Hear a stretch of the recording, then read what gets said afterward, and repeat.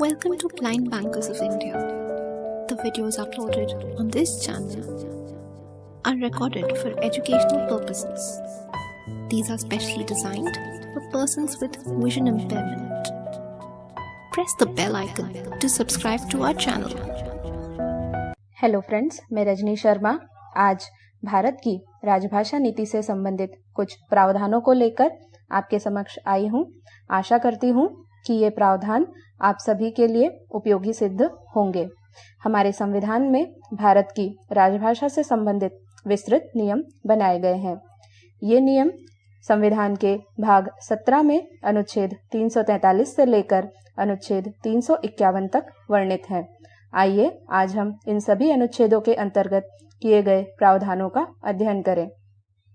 सबसे पहले हम देखते हैं अनुच्छेद 343। अनुच्छेद 343 एक में यह प्रावधान किया गया है कि भारत की राजभाषा हिंदी और लिपि देवनागरी होगी। साथ ही संघ के शासकीय प्रयोजनों के लिए प्रयोग में लाए जाने वाले अंकों का स्वरूप भारतीय अंकों का अंतर्राष्ट्रीय स्वरूप होगा। यहाँ यह तथ्य स्पष्ट करना आवश्यक है कि देवनागरी लिपि के 1, 2, 3, 4, 5 भारतीय अंकों का अंतर्राष्ट्रीय स्वरूप नहीं है। वास्तव में 1, 2, 3, 4 जिन्हें हम अंग्रेजी के अंक मानते हैं, वे वास्तव में भारतीय अंकों का अंतर्राष्ट्रीय स्वरूप है। इसके बाद 343(2) में यह प्रावधान किया गया है कि संविधान आरंभ होने के बाद 15 वर्षों तक उन विषयों के लिए अंग्रेजी भाषा का प्रयोग किया जाता रहेगा जिनके लिए संविधान लागू होने के पहले अंग्रेजी भाषा का प्रयोग किया जा रहा था। 343(3) में यह प्रावधान है कि उक्त 15 वर्षों की समाप्ति के पश्चात भी अंग्रेजी भाषा का प्रयोग जारी रखा जा सकता है। यदि संसद चाहे तो इन विषयों के लिए और देवनागरी अंकों के प्रयोग के लिए आवश्यक नियम बना सकती है और संविधान में संशोधन भी किया जा सकता है। अब हम देखते हैं अनुच्छेद 344। चूंकि अनुच्छेद 343 में यह कहा गया कि 15 वर्षों तक अंग्रेजी भाषा का प्रयोग जारी रहेगा, क्योंकि हिंदी भाषा उस समय पूर्ण रूप से विकसित नहीं थी। अतः अनुच्छेद 344 में राजभाषा के विकास हेतु आयोग एवं समिति के गठन का प्रावधान किया गया। 344(1) में यह कहा गया कि संविधान आरंभ होने के 5 वर्षों के पश्चात तथा उन 5 वर्षों के पश्चात पुनः 10 वर्षों के पश्चात एक आयोग का गठन किया जाएगा।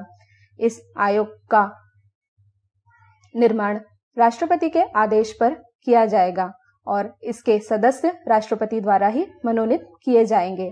इस आयोग में एक अध्यक्ष तथा 8वीं अनुसूची में विनिर्दिष्ट भाषाओं का प्रतिनिधित्व करने वाले सदस्य होंगे। इस आयोग की कार्यप्रणाली भी राष्ट्रपति के आदेश पर ही निर्धारित की जाएगी। 344(2) में संसदीय समिति के गठन का प्रावधान है। संसदीय समिति का गठन राजभाषा के नियमों में निरंतर परिवर्तन, संशोधन एवं विकास हेतु किया गया तथा भारत में राजभाषा नीति के पालन हेतु भी संसदीय समिति निरंतर प्रयासरत रहती है। इस समिति का गठन लोकसभा एवं राज्यसभा के 30 सदस्यों से मिलकर होता है। इस समिति में 30 सदस्यों में 20 सदस्य लोकसभा के तथा 10 सदस्य राज्यसभा के होते हैं। इन सदस्यों का निर्वाचन आनुपातिक प्रतिनिधित्व पद्धति द्वारा एकल संक्रमणीय मत प्रणाली द्वारा किया जाता है और यह समिति निरंतर राजभाषा के विकास हेतु आज भी कार्यरत है। इसके बाद हम देखते हैं अनुच्छेद 345। अनुच्छेद 345 में राज्यों की राजभाषा के संबंध में प्रावधान है। हमारे संविधान में राज्यों की राजभाषा के निर्धारण का अधिकार राज्यों के विधानमंडलों को प्रदान किया गया है।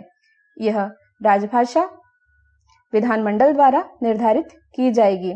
यदि राज्य का विधानमंडल चाहे तो वह हिंदी को या अंग्रेजी को या राज्य में बोली जाने वाली किसी अन्य भाषा को शासकीय प्रयोजनों हेतु अपने राज्य की राजभाषा घोषित कर सकता है तथा उसका प्रयोग कर सकता है।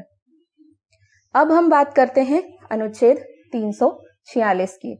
अनुच्छेद 346 में संघ एवं राज्यों के बीच तथा राज्यों के बीच परस्पर पत्राचार की भाषा पर विचार किया गया है।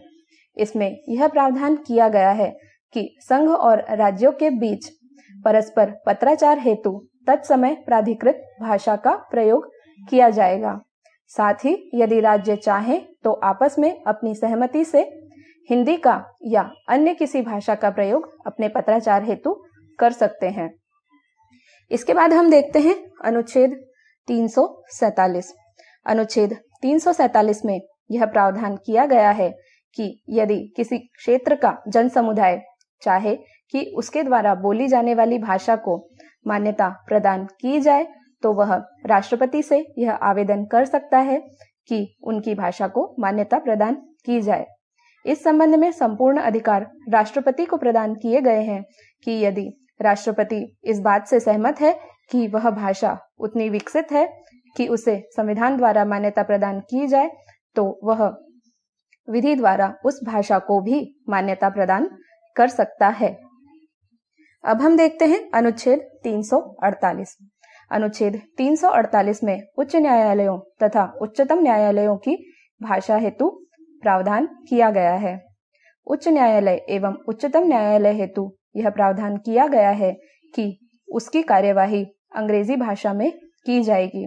समस्त अधिनियमों तथा विधेयकों का प्राधिकृत पाठ अंग्रेजी भाषा में ही मान्य होगा।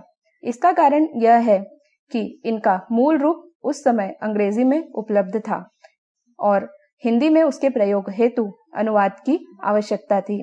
इस कारण उच्च न्यायालयों एवं उच्चतम न्यायालयों हेतु तत्समय और आज भी अंग्रेजी भाषा का ही प्रयोग किया जा रहा है और विवाद की स्थिति होने पर अंग्रेजी पाठ को ही मान्यता प्रदान की गई है। इसके बाद अनुच्छेद 349 में भाषा संबंधी नियमों में परिवर्तन संशोधन हेतु एक विशेष प्रक्रिया का वर्णन किया गया है। जब भी राजभाषा संबंधी नियमों में परिवर्तन किया जाता है तो यह विशेष प्रक्रिया ही अपनाई जाती है। अनुच्छेद 350 में 3 प्रावधान किए गए हैं कि यदि कोई व्यक्ति अपने व्यथा निवारण हेतु कोई अभ्यावेदन करना चाहता है तो उस अभ्यावेदन की भाषा उसकी मातृभाषा हो सकती है या वह जिस भाषा में चाहे हिंदी में या अंग्रेजी में अपना अभ्यावेदन प्रस्तुत कर सकता है। इसी प्रकार प्राथमिक शिक्षा हेतु मातृभाषा का प्रावधान भी इसी अनुच्छेद के अंतर्गत किया गया है। इसके अतिरिक्त अल्पसंख्यकों की भाषा के संबंध में भी अनुच्छेद 350 में ही प्रावधान है। अब हम देखते हैं अनुच्छेद 351। अनुच्छेद 351 में यह प्रावधान है कि संघ का यह दायित्व होगा कि वह अंग्रेजी भाषा के स्थान पर हिंदी भाषा को प्रतिस्थापित करने के लिए हिंदी भाषा के विकास हेतु निरंतर प्रयास करे। इस विकास हेतु संस्कृत तथा साथ ही भारतीय भाषाओं के शब्दों से लेकर अन्य शब्दावलियों का निर्माण किया जाए और हिंदी के शब्द भंडार को विकसित किया जाए। अब हम देखते हैं अनुच्छेद 120 और 210। अनुच्छेद 120 में संसद की कार्यवाही हेतु प्रयोग में लाई जाने वाली भाषा का प्रावधान है।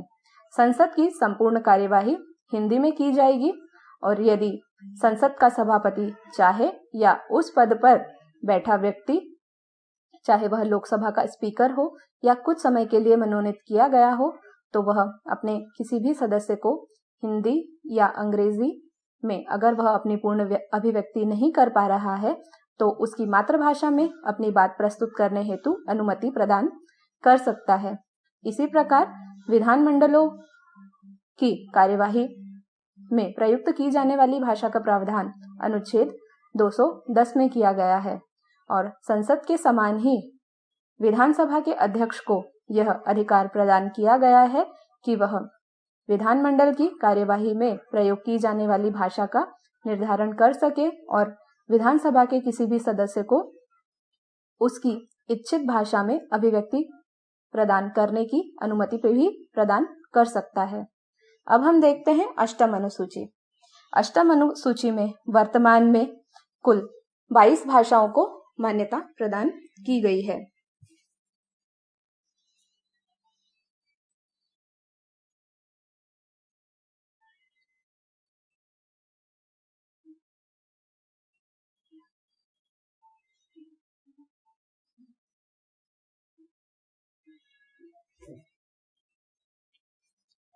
अष्टम अनुसूची की भाषाएं हैं असमिया, उड़िया, उर्दू, कन्नड़, कश्मीरी, गुजराती, तमिल, तेलुगु, पंजाबी, बंगला, मराठी, मलयालम, संस्कृत, सिंधी, हिंदी, नेपाली, कोंकणी, मणिपुरी, बोडो, डोगरी, मैथिली, संथाली। इस प्रकार इन सभी भाषाओं को हमारी संविधान सभा ने संविधान की अष्टम अनुसूची में मान्यता प्रदान की है। यहाँ पर हमारे संविधान के राजभाषा संबंधी प्रावधान समाप्त होते हैं। धन्यवाद।